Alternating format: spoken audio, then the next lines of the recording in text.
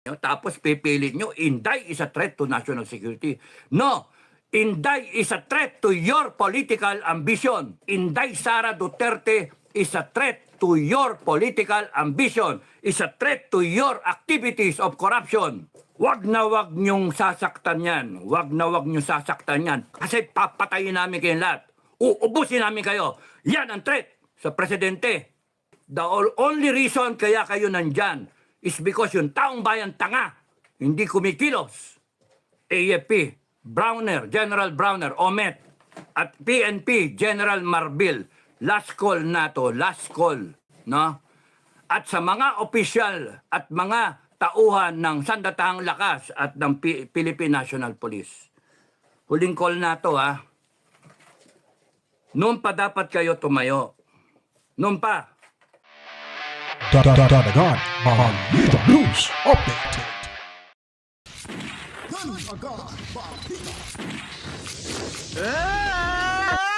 At sa amin, nakapag-harvest na kami, kakatanim lang eh.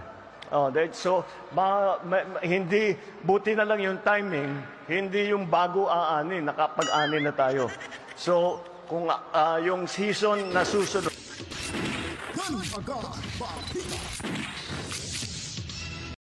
And welcome back mga kapitan, nagbabalik na ho tayo. Medyo mainit-init nga itong pangyayari ho sa ating bansa.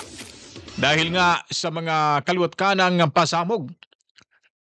At lalo na ho, nitong sinasabi ho nating pagtrataydor sa taong bayan. Sino ho sila? Yun po'y ating pakaabangan. Dahil sa video ang ating ipapakita sa inyo ngayon mga kapitan ay talagang nakakatakot ho. Ito yung totoong pagbabanta. Nagugurgurin itong mag-asawang Liza at Bongbong Marcos. Lalo na itong si Romualdez. Talagang nakakatakot mga kabalitaan, ano? Walang preno ho yung pagkakabigkas na kung may mangyayari ho sa aming VP Sara, kami ang gugurgur sa inyo. Nakahanda na yung mga kasamahan namin diyan. Naghihintay na lang sila di umano ng hudyat kung magkakagulo na ho ang bansang Pilipinas. Baka ito na mangyayaring tinatawag nilang civil war. Sana hindi ho mangyari. Sana magkaroon sila ng tamang solusyon. Pero gusto ho ng taong bayan ay magkakaroon ho ng people power. Kaya abang-abangan ho natin kung anong mangyayari sa ating bansa dahil may mga private group, individuals na nagkakaisa na ho at sama-samang pinaglalaban ang karapatan ng bawat isa at ng ating VP Sara Duterte. So ngayon po, ipapakita ko po sa inyo itong si Cap Dado. Talagang malutong yung mga pinagsasabi nito laban sa ating kasalukuyang Pangulo. Dahil po hindi na nila masikmura, hindi na ho nila malunok yung mga kawalang hiyaan na ginamit yung kapangyarihan sa gobyerno para tugisin. Hindi naman masabing tugisin kasi hindi naman ho bandido itong ating presidente para gipitin pala de mga kabataan. At medyo nakakatenso itong panayam. O yung hindi panayam, sinasabi pala nito kasi nagva-vlog ho itong si Cap Dado. Kaya sa mga magulang ho dyan na nanonood na may mga minoridad na kasama, palisin nyo muna dyan sa tabi ninyo kasi medyo talagang grabe yung galit nito ni Cap Dado. Lahat ng mga sinasabi, binibigkas, bukang bibig niyong sinasabi ito mga kabalitaan. Kaya kung bago pa lang ho kayo sa ating YouTube channel, sa ating munting bahay, sa mga bagong salta, bagong nanonood, sa hindi pa po nakapag-subscribe, subscribe na kayo para laging updated sa mga gaganapan sa ating lipunan. At ngayon, iiwanan ko muna kayo kay Cap Dado. Si Cap Dado ho'y magsasalita at hindi ho tayo magre-react. Magsasalita, papakinggan ho natin ito kung anong mga sinasabi niya laban sa ating gobyernong or administrasyong Bongbong Marcos mga kabalitaan. Ito na po, pakinggan nyo at panoorin nyo po mga kabalitaan. Magandang umaga, magandang tanghali, magandang gabi sa lahat ng sumusubaybay, mga Filipino Guerrilla Forces, mga commander, kamusta na kayo? Isi-isi lang, cool lang kayo, hintayin nyo ang hudyat. Hintayin nyo yung hudyat, no? Isi-isi lang. Iba kating-kating matulog, iba kating-kating makisawsaw. Iba, kating-kating pumatay.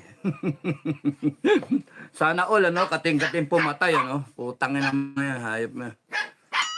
Ako, kating-kating na akong yumari, no.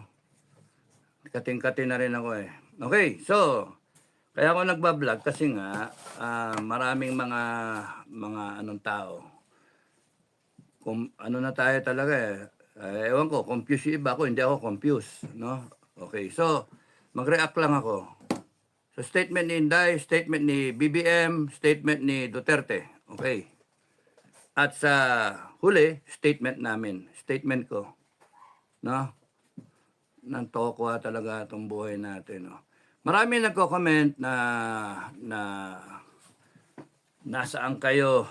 Mga ganun. Pero hindi kami tatabla nun, mga ano. Nag-usap kami ni Commander Bukay. Kami matigil mag-vlog. At least, isipin muna natin, satellite view muna tayo. Satellite view. Okay? Kapag tinawagan ako ng mga ibang commander, talagang gigil na gigil. Pero, ang ano dyan is, pagka walang kayo nakita sa akin, Right, so standby lang po, no? Saglit lang. Magpapaalam muna ako sa inyo. Babalik ko ako at manood lang ho kayo dito kasi mahaba-haba ho yung kwentuhan dito ni Cap Dado mga kabalitaan. So babalik ko tayo. Huwag kayong mag-alala po. commander, ano? Lahat, nationwide. Pag wala kayo na dinig sa akin, walang hudyat, the mere fact na makita nyo ko, yun yung hudyat. Ang sa akin na magiging hudyat ay yung Duterte. Duterte. Okay. Sabi nyo, neutral tayo. Sabi nyo, neutral. Hindi na kailangan neutral. Puti kasi neutral ka, tingnan nyo AFP, neutral. AFP, neutral. Okay.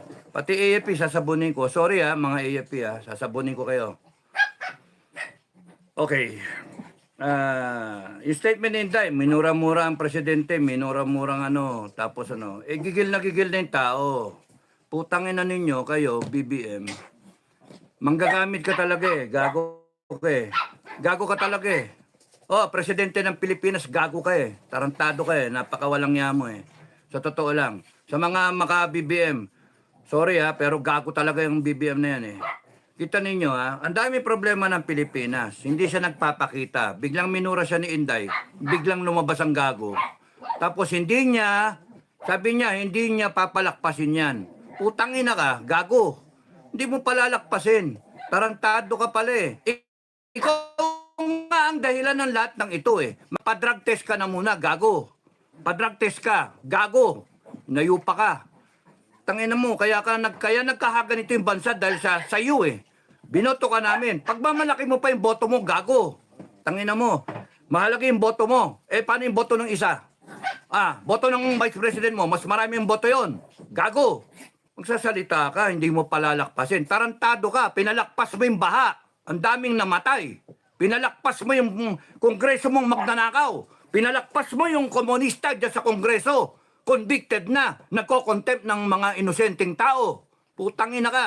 Hayop ka. Ngayon ka lilitaw, tatapang-tapangan ka, gago. Pakita mo pa, presidential ka.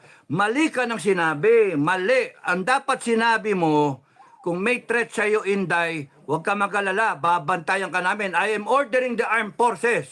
As your commander-in-chief ng PNP, I'm ordering you to make sure that nothing happens to the Vice President. Tapos, ikaw babanata mo, kakasuhan mo, gago. Tanga. Presidenteng ewan, tanga ka talaga. Tungang. Tarantado. What you are creating is divisiveness in the country. Gago. You are placing the country in the verge of civil war. Kayong mga nasa kongreso, isa pa kayo, gago kayo. Okay, sasamahin kayo lahat sa akin Kita ninyo yung nagtatalong politika. Nagtatalong politika. Kaya nga mini-maintain ko FGF sa gitna tayo. Parang di tayo mawala Parang di tayo mawala. Hanggang walang hudyat, mga ka-FGF, we want to be in the cooler side na nag-iisip, mga Pilipino na nag-iisip. Kasi pagka sumausaw ka dyan, mawala ka galit na galit. Ako galit na galit ako pero kinokontrol ko. Kung nadidinig yung usapan namin ni Bukay, ni Commander Metran, galit na galit ako. Kung nadidinig din yung usapan ko sa ibang commander, galit na galit ako. Natatawa nga sila eh. Gigil na gigil ako eh. Pero kinokontrol. Kinokontrol namin, yung galit namin. That's courage. Courage is not just plain na tapang. That's stupidity. Plain tapang, that's stupidity. The courage is the ability to control yourself. Control your fear, control everything. And perform the mission. That's courage. Yung you do the right things. Yung properly. Hindi yung ganyan na, ayan na. Putang inang yan. Magano na, magkalsada na tayo. Tangin nang yan, gago. Magkakalsada ka, bakit? Galit ba kayo sa EDSA? Galit kayo sa EDSA? Galit kayo kay Mama Mary? Doon kayo magano, doon nyo dinay-direct yung tao. EDSA. Ba't hindi sa Kongreso? Doon kayo galit eh. Yun yung tanong ko eh. Bakit hindi sa Kongreso? No. Ba't hindi sa Kongreso? Nandun yung ano eh. Tapos doon, veterans, punta kayo, support kay ano, kay Inday. Doon kayo magsalita-salita. Ang puta. O sige, veteran. Because you are thinking na ang focal point mo is yung personalities eh. Why not make the focal point yung issue at hand? Yung issue. Nakakalimutan yung issue. Bangag yung presidente. Bangag. Tapos nakawan. Yun yung issue. O nagsalita ang Duterte. Sabi ni Digong na kakusapin niya AFP. No? Kakusapin niya AFP. Tapos nun eh, inaano niya, binabalik niya doon sa mga pera-pera. Because kung lahat kayo nakikinig sa akin, doon kayo pumunta kay Marcos. Ibig sabihin ni Duterte, you demand the explanation. You demand. Tangin lang yan. Itong Marcos na to, gagamitin mo ngayon yung konstitusyon. Ha? Gagamitin niyo yung konstitusyon laban doon sa kay Sara. Eh si Inday Sara nga, she's implementing the Constitution. She's abiding by the Constitution. Kaya kayo nandyan pa. Kasi hindi siya nagtatawag ng revolusyon. Hindi siya nagtatawag ng taong bayan. Tanging mga hayop kayo. Sinabi ko again, Marcos and everyone na connected with Marcos. Kaya kayo nandyan, kasi ang mga Duterte, whether they are hesitant or not, ay hindi pa tumatawag ng talagang totoong tao, people power. Wala. Minadinig ba kayo? Minadinig ba kayo? Lumabas na kayo sa kalsada at tapusin na natin to? Minadinig ba kayo? Ang nagtatawag lang, mga vlogger. No? Mga supporter ng vlogger, mga nananawagan, supporter na tayo, labas na tayo. Eh, hindi nyo nga, kaya nga nakakainis ang Pilipinas eh. So, una kay Inday, yung statement ni Inday, ano masama doon magalit yung tao? Gago kayo eh. Nagalit yung tao, ano ngayon? Tinatarantado niya yung tao niya. She's just being a leader. Between Marcos and Inday, mas leader tong Inday kaysa sa iyo, Marcos. Ikaw, Marcos, sinabi na sa iyo, BBM, sinabi sa iyo, ang dapat dyan, pinatigil mo yung Congress sa contempt. Anong ginawa nyo? Dinagdagan nyo pa. Dinagdagan nyo pa ng araw. Tanga kayo. Bopol. Tapos noon, sasabihin mo pa, hindi palalagpasin. Meron pa kayong pinachichismis. Tinatakot nyo taong bayan. Huhuliin na si Inday. Huliin siya, isasapin na sa NBI. Pinapaimbisigan. Sige, kulong nyo. Pinakamaganda niya, kulong nyo. Kulong nyo si Inday. Tanginan ninyo, hindi nyo kami matatakot. Kami mismo, sa FGF, hindi nyo kami matatakot. Mga gago kayo. Naghihintay lang yung grupo ko naghihintay lang. Dapat ang sinabi mo, Marcos, huwag nyong gagalawin si Inday. Hindi mo ginaya si Duterte. No? You still respect tong tanga na to, kahit tanga, you still respect her because she is the vice president. She was elected by the people. Sabi ni Duterte yun kay Lenny. Ikaw, babanata mo ng Hindi pwede kung kaya nilang i-threaten ng isang presidente, how much more ang malit na Pilipino. Gago! Wala talaga yung reasoning mo eh. Bobo ka talaga eh. Pangag ka eh. Binabasa mo pa eh. Hindi galing sa puso eh. Binabasa mo eh. Tarantado. Saan ka nakakita? Alam mo, binaboy mo yung Office of the President eh. Hindi ganyan ang tingin ko sa Office of the President. Taragis ka, hayop ka. Pati kayo, Kongreso, binaboy nyo yung Kongres, hayop kayo, contempt kayo, yayabang ninyo. Mga bopol naman kayo, mga tanga. Mga hayok na hayok kayo sa kapangyarihan eh. Okay, ang issue, mga kababayan, ang issue, ang presidente ninyo nagdodroga. Yun ang issue. Tapos, nagnanakaw ang Kongreso ninyo.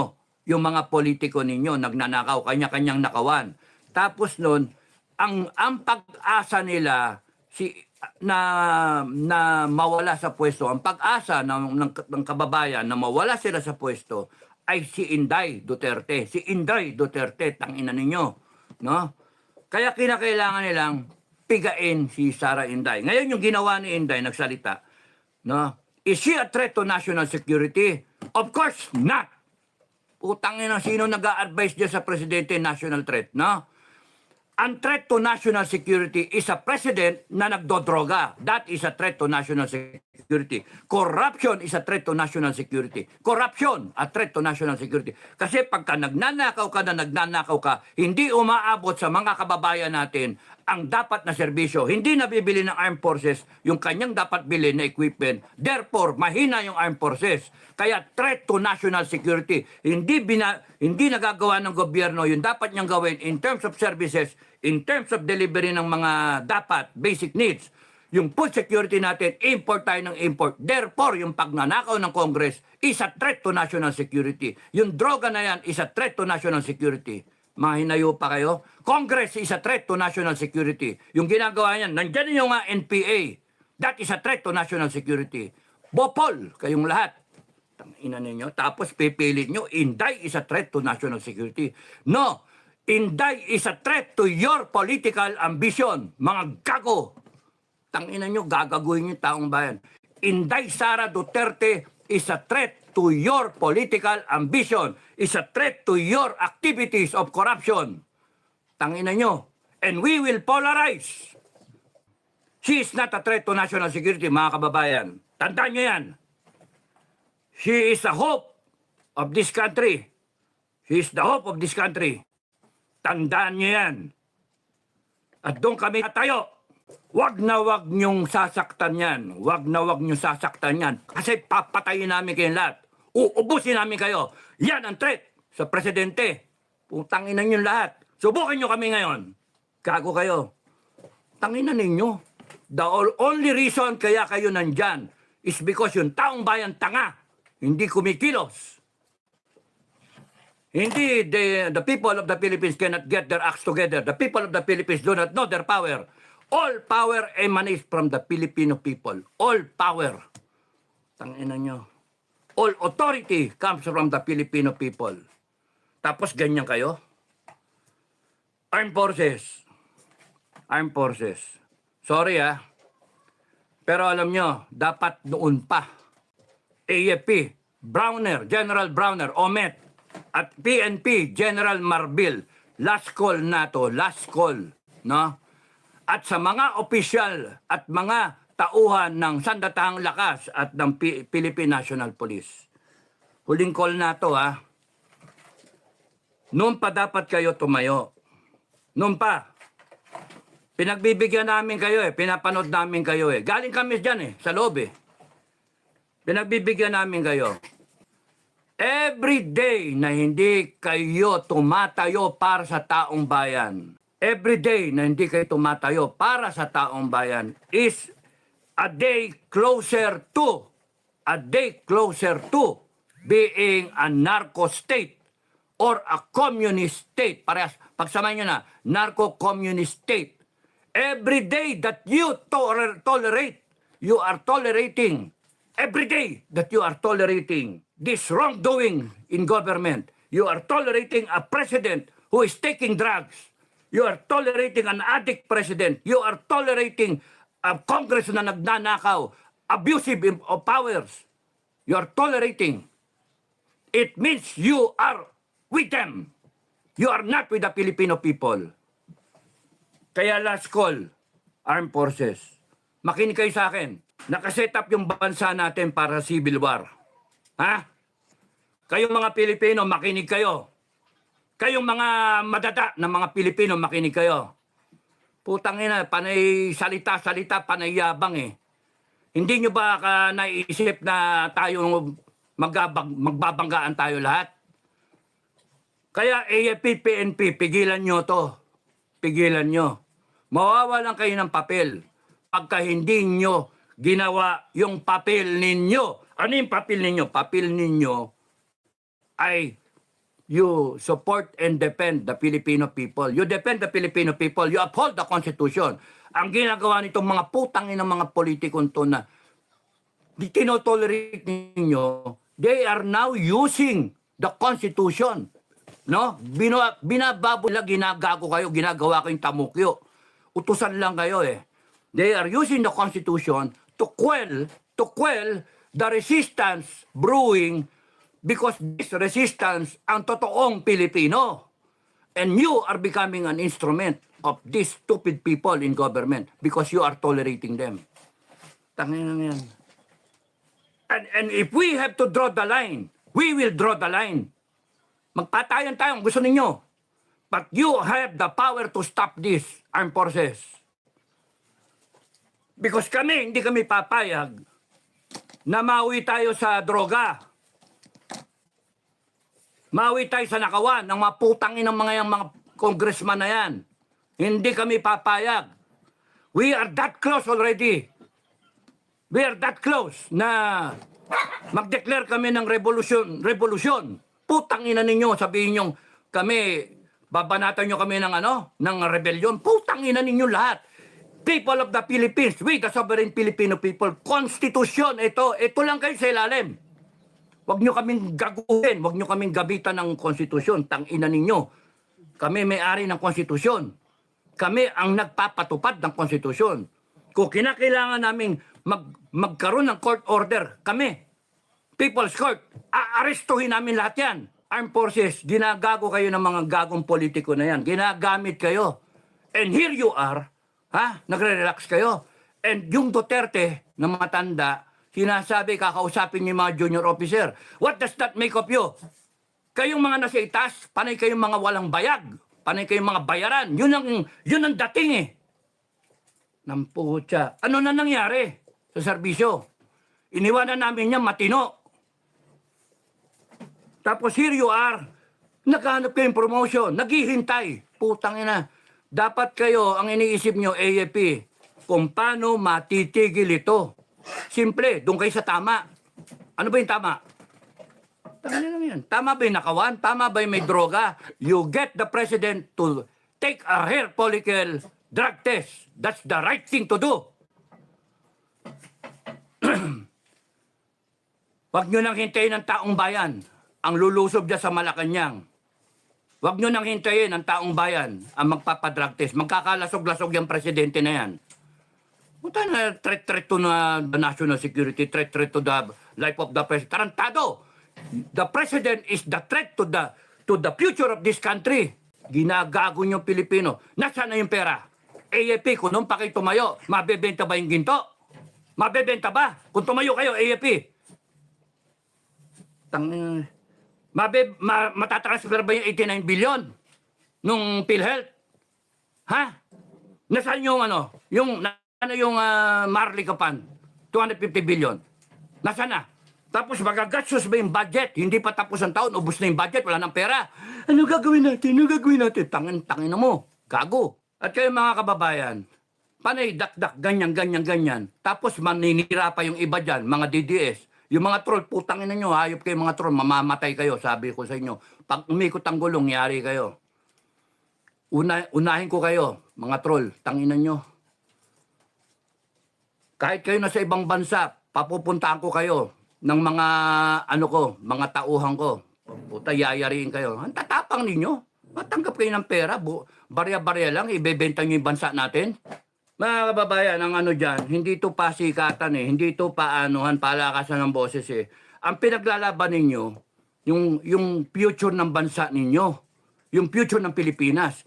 Ninakawan na tayo na ninakawan eh.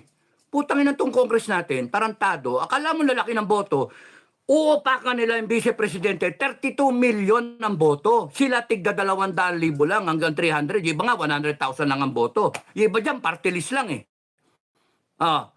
Anong karapatan ng mga tarantadong yan, ha? Na upakan ng upakan ang Vice Presidente, upakan ng Presidente dati, si Duterte, at upakan ng mga government employee, Office of the Vice President. Anong karapatan nila?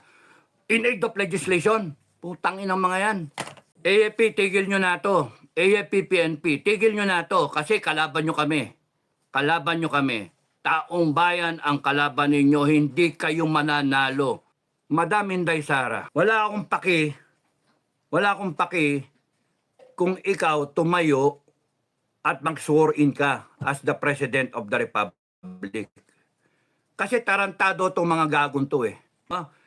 You get sworn in as the President of the Republic on the 30th of November, Bonifacio Day. No? And people of the Philippines, you be witness. You be witness. Install natin ang Inday Sara. Putang ina ninyong bongbong, tatawagin yung kudeta, tang ina nyo. Ha? We, the sovereign Filipino people, will declare Sara as the President kasi sawang-sawa na kami. Ha? Kung naniniwala kayo sa akin, let's declare her as the President.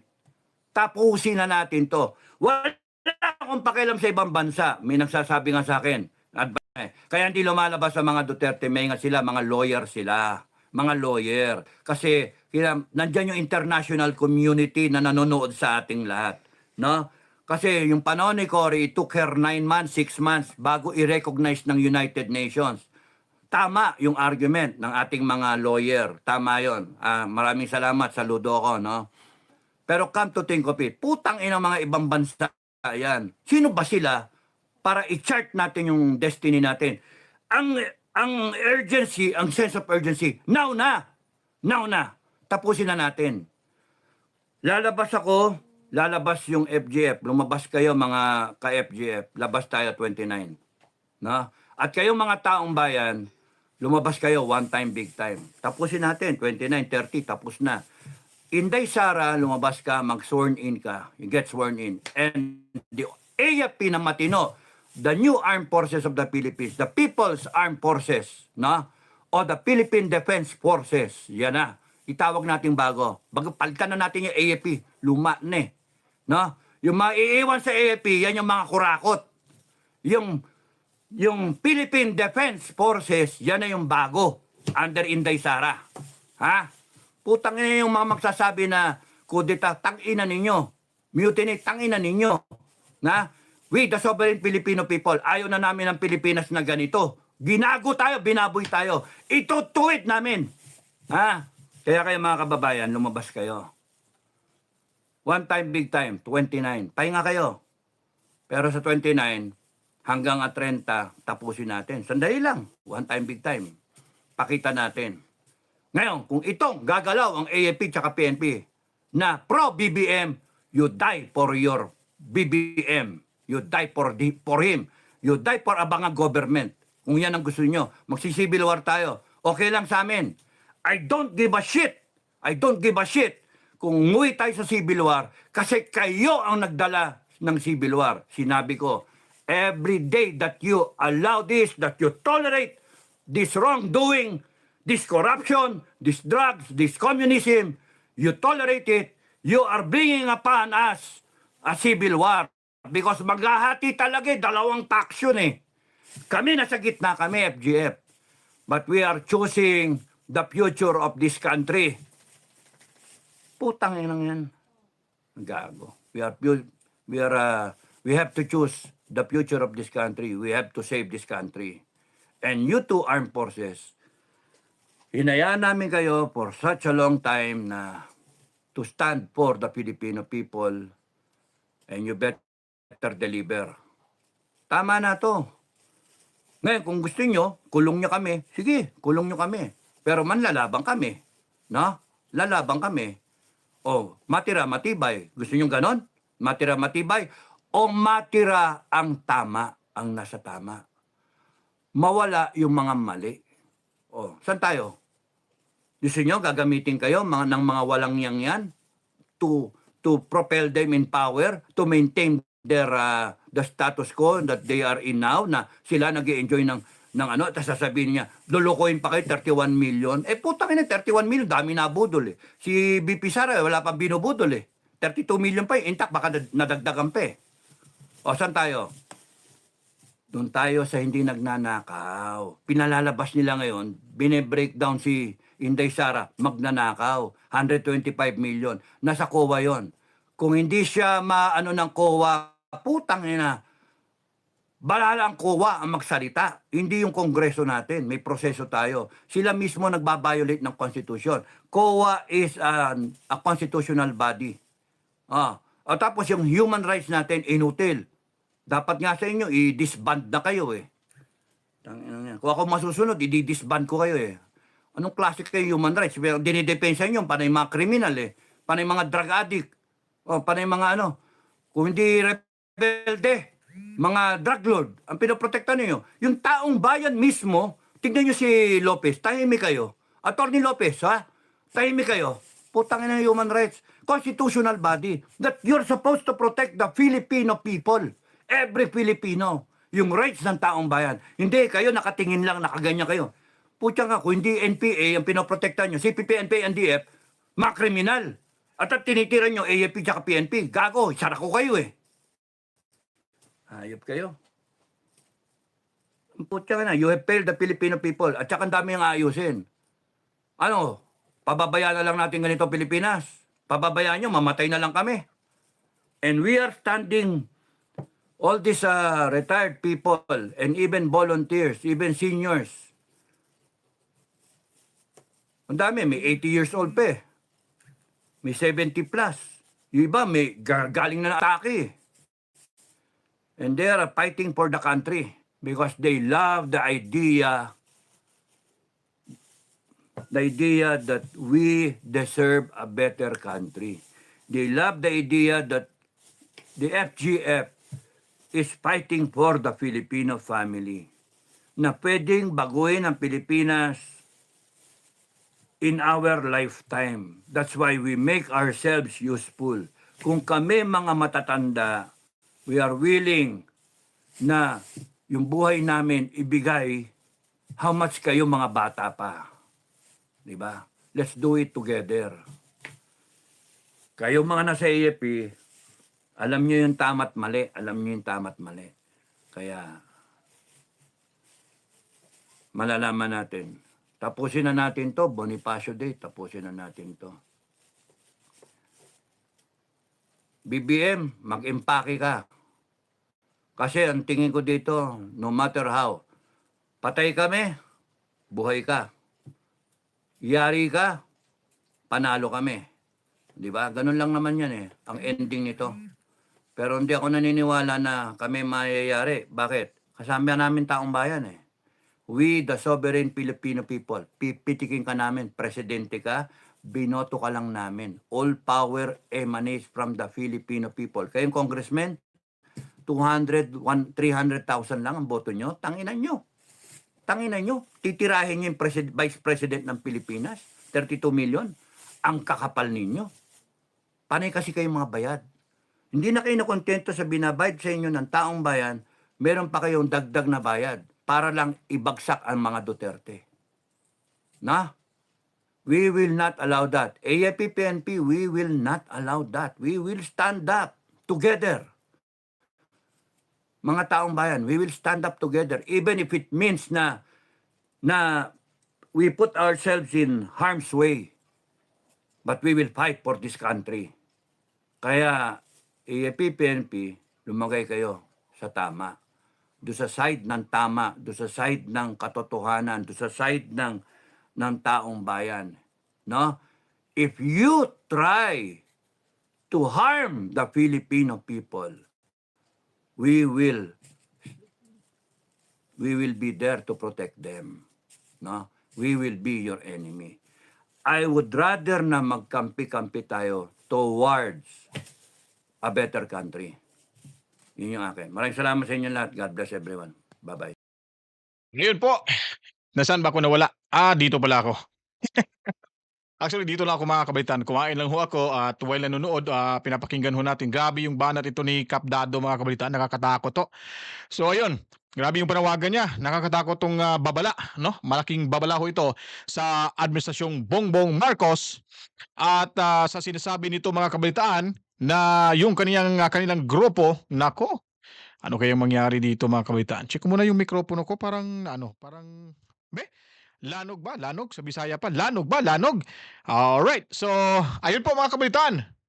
Napanood nyo na po. So, kayo na pong humusga at sa susunod mga araw, mag-observe tayo ano mga mangyayari at posibleng magaganap po sa problema ho sa politika natin dahil talagang nakikita ho natin na medyo itong ating administrasyon ngayon ay parang ginamit na nila yung pera. Nasaan nga ba yung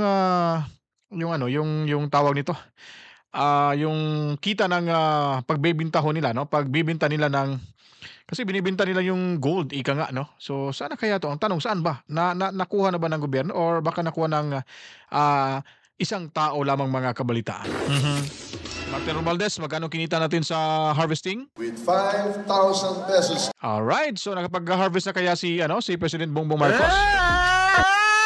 Okay, ito. Sa amin, nakapag-harvest na kami. Sabi ko sa inyo Kakatanim lang eh. Katatanim niya lang eh. Hindi, At buti na lang kaharvest yung lang din. timing, hindi yung bago aanin, nakapag-anin na tayo. So, kung Diba? Ang gulo? yung season na susunod, Nako, naguguluhan ako talaga mga kabalitaan. At yun na po ang ating video presentation ngayon. Kayo na pong humusga at sana ho, hindi dadanak yung pulang tubig sa ating bansa dahil sabi nga ni Kap Dado, baka magkaroon ho ng civil war ng ang ating bansa. Nako, sana hindi man lang. At manalangin ho tayo na may taong kukusang bababa ho sa pwesto. Itong si BBM kasi sabi ng iba, bababa na ho yan. Please, para hindi magkakagulo. Ang problema ho dyan, baka bababa at iba yung makaupo, yung papalito sa kanya, baka malaman yung mga tinatago dyan sa Malacanang. Kaya ayaw mo na, lulutuin muna natin dyan sa loob para walang makakalabas at sisingaw na usok. Alright, so maraming salamat to. Ako'y nagpapaalam na. Sa mga hindi pa po nakapag-subscribe, subscribe na kayo. Dalagan Balita Reaction Video, News Update. To God be the glory. Mwah mwah. Chip, chip. Peace out.